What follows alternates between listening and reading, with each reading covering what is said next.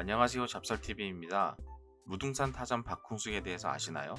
어려운 살림살이의 움막에서 살며 사법고시와 배우 이소룡을 동경하던 철거 빈민이 나라의 체제를 전복하기 위해 사제총을 만들고 각종 무술을 설렵한 아나키스트로 둔갑한 일이 있었습니다. 1954년생으로 전남 영광군에서 가난한 집안에서 태어났습니다. 아버지와 큰형이 사망함으로 가세가 기울어 힘든 생활을 하였으며 초등학교 생활 기록부에는 머리가 좋고 천재성이 보인다, 자립심과 자존심이 강하다, 가정 형편이 어렵다라고 쓰여 있으며 전교생 140명 중 항상 1등, 2등을 하였습니다. 초등학교 졸업 후 영광중학교에서 수석 입학을 하게 되었는데 형편이 여의치 않아서 학업을 중단하게 되었습니다. 이때 가난으로 가족들이 뿔뿔이 흩어지면서 어머니와 막내 동생은 절로 들어가서 수발을 들며 허드렛 일로 연명을 하고 여동생은 남의 집 식모살이를 하며 일을 하고 살았습니다. 중학교 진학을 포기하고 친구들에게 교과서를 팔고 광주 시내로 열쇠 수리공으로 일을 하며 돈을 모으기 시작하였습니다. 이때 주경 야독을 하여 5달 만에 고등학교 검정고시에 합격하게 됩니다. 이때 박흥숙 일기장에 낮에는 일하고 밤에는 책을 보았다. 코피가 터지고 눈이 빠지는 아픔을 느낀다. 그리고 5개월을 공부하여 검정고시에 합격하였다라고 밝혔습니다. 이후 박흥숙은 곧바로 사법고시를 준비하였고 이는 가난을 벗어나기 위한 최선의 방법이라고 생각을 하였습니다. 그래서 가족들을 데리고 무등산에 들어가 움막을 지었는데 그때 당시 무등산 자락에 20여 가구 빈민촌을 형성을 하고 있었습니다. 2달간 굶주려가면서 움막을 지었는데 굶주림에 졸도하는 일이 태반이었으며 주변 가난한 주민들이 칡뿌리, 미음 등 음식을 나누어 주었습니다. 이후 박흥숙은 주민들에게 침을 놔주며 그들만의 정을 나누며 살았습니다. 사건 직후 주민들에게 인터뷰를 하였는데 아까운 청년을 잃었다라는 동정어리 인터뷰를 하였을 정도로 각별하였다고 합니다. 어머니는 무등산에서 구슬하는 무당들에게 허드렛 일을 하며 생계를 유지하였으며 사건 직후 언론에서는 박흥숙 모친을 무등산에서 대형 부판을 3차례 이상 버리는 광주의 시내에 집이 3채나 있는 무당으로 둔갑시켰습니다. 박흥숙은 평소 먹지 못하여 몸이 허약하고 말랐으며 체격도 매우 작았다고 합니다.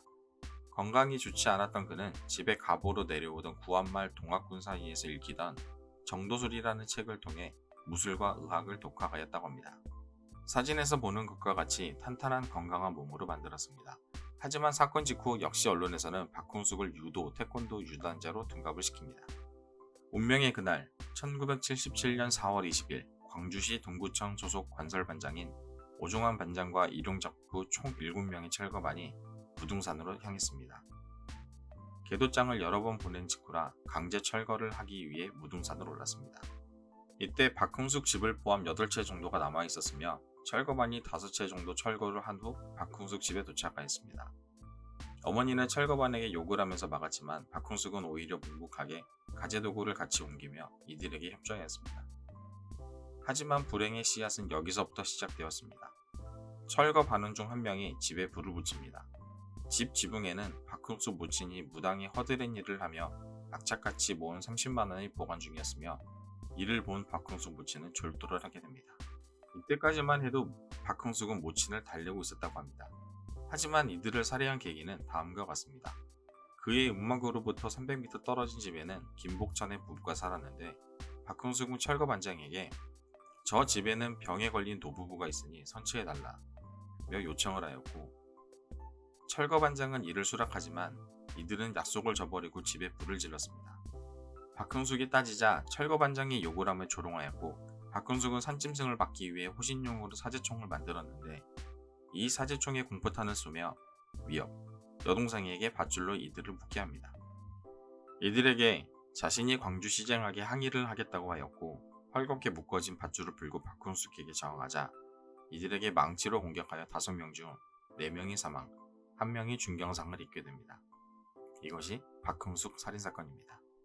이 역시 언론에서는 조약하게 만든 호신용 사제총을 사회체제의 전복을 꿈꾸는 아나키스트로 박흥숙을 둔갑시켰습니다. 산을 내려온 박흥숙은 광주 시내로 가서 은행에 예금해 놓은 27,000원을 찾고 머리를 깎은 뒤 광주시 양동시장에서 하늘색 점퍼를 사입고 시외버스 공영터미널에서 여수행 버스를 타고 여수역에서 1박 후 21일 오전 8시 5분발 서울행 특급 열차를 타고 서울 오후 3시 서울역에 도착, 여인숙에서 1박을 한 뒤 상계동 이모집에서 은신 중 시민의 제보로 잡혔다고 합니다. 하지만 이것은 경찰의 조작이었으며 상계동에 이모가 있던 것도 거짓이었습니다. 박흥숙은 자수합니다. 당시 광주경찰서장이 전남도지사와 광주지방검찰청 검사장에게 보고한 보고서에 따르면 피해자는 범행 후 서울로 도망, 중앙정보부에 자수 후 검거라고 하였습니다. 이 사건의 뒷면에 잔악한 강제철거의 이면을 보이기 싫어했던 정부에서 박흥숙을 인면소심의 짐승, 잔혹한 살인마로 보이고 싶어 했습니다. 그래서 자수가 아닌 체포로 거짓 보도를 하였습니다. 사건 직후 박흥숙은 본인의 죄에 대해서 뼈저리게 반성을 하였습니다.